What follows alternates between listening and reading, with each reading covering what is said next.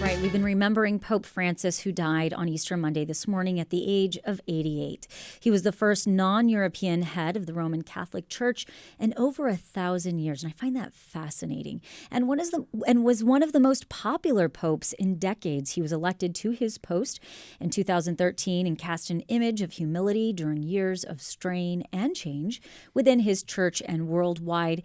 And there is quite the legacy he leaves behind. Joining us now is Dr. Craig Considine, is an award-winning senior lecturer in sociology at Rice University, where he has served since 2015. He is known for his contributions to interfaith dialogue and his acclaimed scholarly works, including his latest book, Beyond Dialogue, Building Bonds Between Christians and Muslims. Dr. Considine, welcome to Hello Houston. Thank you so much for having me. It's good to have you with us, especially at a time like this, to help us put into perspective the papacy of Francis. What I'm wondering is there too much already romanticism happening about him, or does he live up to this legacy we are remembering? Well, I certainly think that Pope Francis, more than any other pope in recent memory, tried to do as much for humanity as possible. Now, we know with national politics and international dynamics, sometimes popes can't get their, policies or their ideas or their mission forward, but it was never through lack of trying with Pope Francis. So if the media is romanticizing him and saying, well, he said all this and, he went here and went there, I mean, that's all good, but the Pope isn't the ruler of the world also. So he's obviously limited in what he can implement and what he can enact. But I hope the media is not being too hard on him. I haven't really had a chance to follow the media. No, it doesn't seem as though they have, which is quite refreshing. I am curious, so we talked about this in our first hour among us hosts here, is that we are seeming to move globally into a more conservative place to be right now. Yet through Pope Francis, it seemed as though the Catholic Church, if not becoming more liberal, at least was opening up to more ideas. Do you think in the conclave that is coming, they will continue on Pope Francis's path, or because of the way the world seems to be sliding, might they step more conservatively back? This is the million-dollar question. Now, conclaves are notoriously and historically quite difficult to predict, mainly due to the secrecy of the College of Cardinals. I will say this. If Cardinal Tagle from the Philippines becomes the next pope, which a lot of experts are saying it's possible, he's considered the Asian Francis. So the progressive focus on the environment, pro-LGBTQ, pro-same-sex marriage, a lot of these positions would continue. And what's interesting also, of the about 140 cardinals who can vote, so anyone under the age of 80, if you're a cardinal, you can vote. Not all cardinals can. A lot of those cardinals were appointed by Francis. Oh. So some experts are saying that there's a pretty good chance that it could continue on this way. Now, we also, need to look at the whole lay of the political land. There is Cardinal Erdo, who grew up in Hungary. He's considered a more kind of centrist, more moderate candidate. And then on the conservative side, we have Cardinal Sarah from Guinea in Africa. And while he is black, which would be a massive story for the Vatican in terms of its history, he's very conservative on doctrinal and social issues. So we shall see. That's just a little feel for the political landscape. But we shall see if Cardinal Tagle can get to the papacy and continue Francis's progressive legacy. But I guess I'm kind of thinking along the lines, if I'm not mistaken, in my history after John Paul II, they moved away from his liberal movements more to a more conservative. So I wonder if a similar thing might happen this time. But you bring up an interesting point with the number of appointees from this pope that could actually continue his mission forward. Yeah, we'll see. What's interesting, I was listening this morning to a couple radio shows, and the number of Catholics in this country is going up. and it's going up amongst young people. Mm-hmm. And I wonder if that has to do with Pope Francis focusing on issues that young people particularly care about. So environment, LGBTQ, same-sex marriage, and so on and so forth. So you bet that the College of Cardinals are looking at where the church is.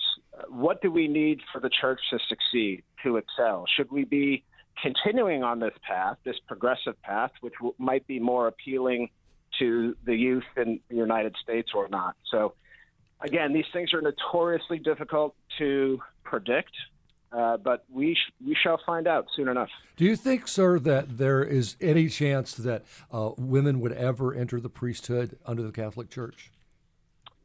Great question. I hope so, to be honest.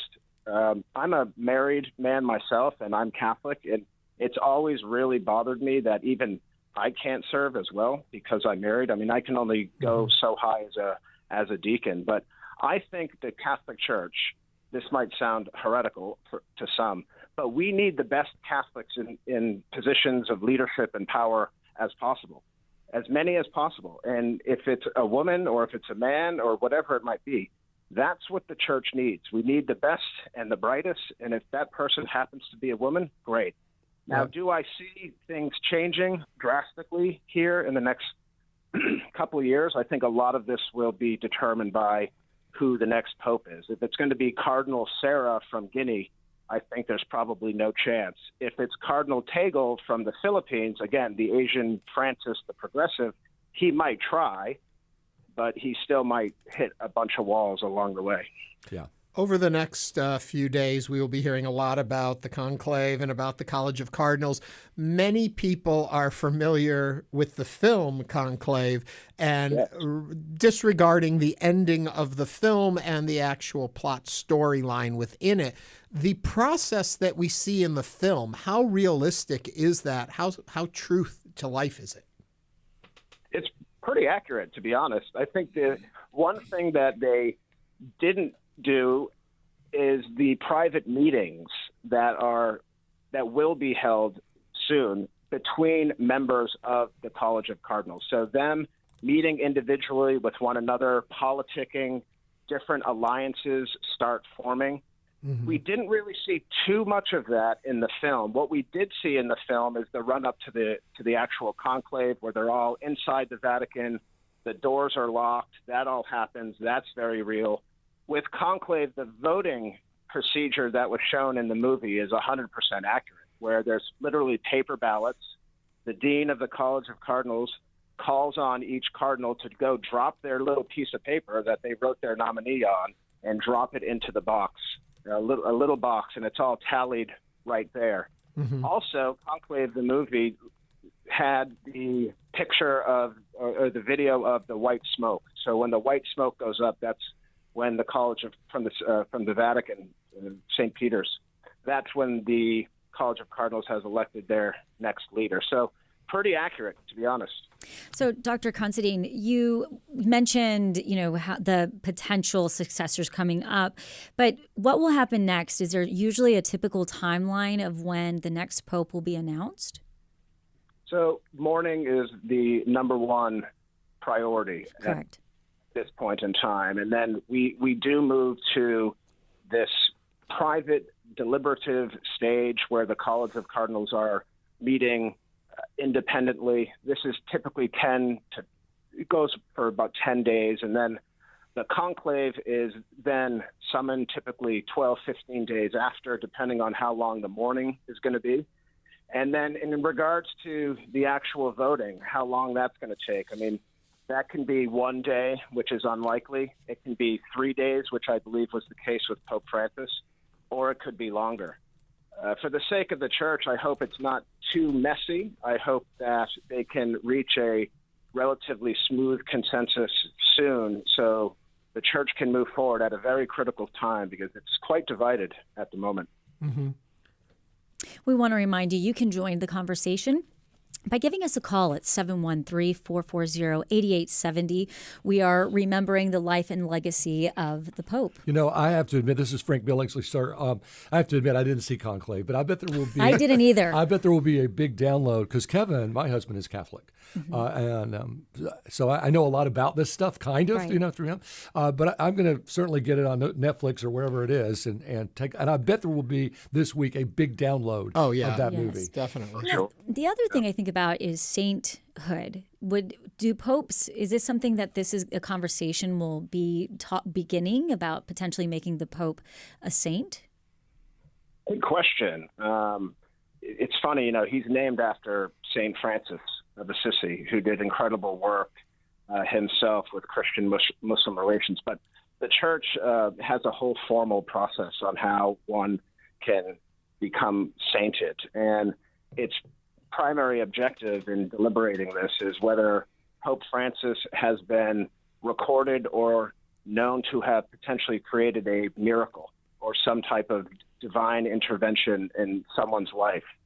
So these examples will perhaps roll out over the years, but then it takes years and years for the church to evaluate the evidence. They have to do the interviews. They have to look at a lot of different things. So if it were to happen, it wouldn't happen for quite some time.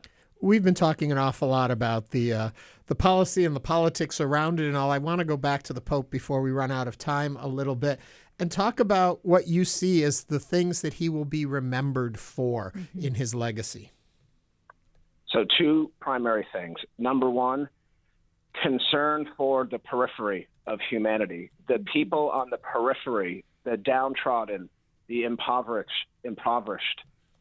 those suffering, those that do not have the means to thrive and succeed in our world. Pope Francis did more for those forgotten people, not the centers of Catholicism in LA and Rome and Paris and so on, more for the people who are left behind. That's number one. And we see this also with his first trip outside of the Vatican back in 2013. He didn't go to D.C. to meet the president. He didn't go to China to meet with Xi or any of this. He went to Lampedusa in southern Italy, off the coast of southern Italy, which was the epicenter of the refugee crisis. And it was there that he gave, I think, the second key element, in addition to the periphery of his papacy, which was the culture of encounter. He was encouraging not just Catholics, but people of all walks of life to get to know one another, to not be divisive, to break bread with one another, to understand one another. And he extended this culture of encounter not just to refugees. He brought it to Christian and Muslim relations. And when he visited in 2019 the UAE, he was the first pope ever to step foot on the Arabian Peninsula. And it was there he signed a document on human fraternity, which is arguably the second biggest Christian-Muslim relations document that the Vatican has ever put out. 1965 Nostra Aetate is the big one. Pope Francis signs a document on human fraternity. So his trips throughout the world, whether it's Lampedusa or Abu Dhabi in the UAE or Mosul in Iraq, those trips capture what he was really all about. Making sure that those who are forgotten are not forgotten. A quick question when you talk about that message. We did see that there was, to move back into the political realm, J.D. Vance's visit to the Vatican. Initially, the Pope had not met with him, but he sent an emissary to pass a message on to him about, as we understand it, an acceptance and an understanding of all people and a fairness. But then we do know from reporting that the Pope did meet with J.D. Vance yesterday. Do we have any idea what happened in that meeting at this point? I have not heard anything, just a couple of sound bites of what J.D. and the Pope spoke about. Honestly, I think it was pretty basic. I think the Pope wasn't in great shape, to be honest. But let me say this. And this is really important, and a lot of people kind of overlook this. Pope Francis gave a couple, I think it was 3 different presents for J.D. Vance to bring home to his children. And I think little things like that Pope Francis did, it touched people. He's thinking about the youth. He's thinking about J.D. Vance's family, even though he may disagree with J.D. Vance on immigration. He's still thinking about them. He's still connecting it back to humanity. And I think those little things are what touched people. Even another case, too, another big lasting image in my brain is when he welcomed people to the Vatican who were African migrants. And Pope Francis got down on his knees and he washed their feet. Just as we have in different periods in Jesus's life, that is the ultimate act of humbleness. And that's what he was communicating to his people. Even though he's at the top of the charts of the Catholic Church with all the wealth and power in the world, here's the leader on his knee, basically respecting the humanity of another man. And I thought that was very symbolic. I heard the Pope referred to today by someone in the media as the parish priest to the world, as opposed to a pope who stayed in the Vatican.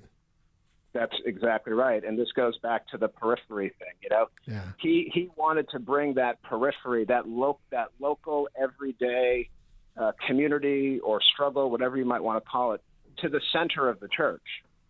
And live in the church that way, rather than live in the church internally, politically, with big power and all this stuff.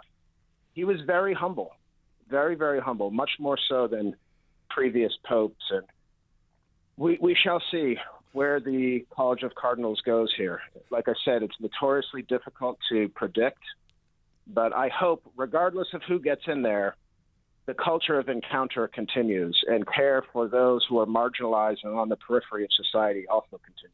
Well, this has been fascinating. And, sir, I hope you'll come back when we do have a new pope and tell us what you think about that person and what we can maybe expect from that person. I would love that. I'll be sure to do my homework for that session. Okay, yeah. Craig, thank you.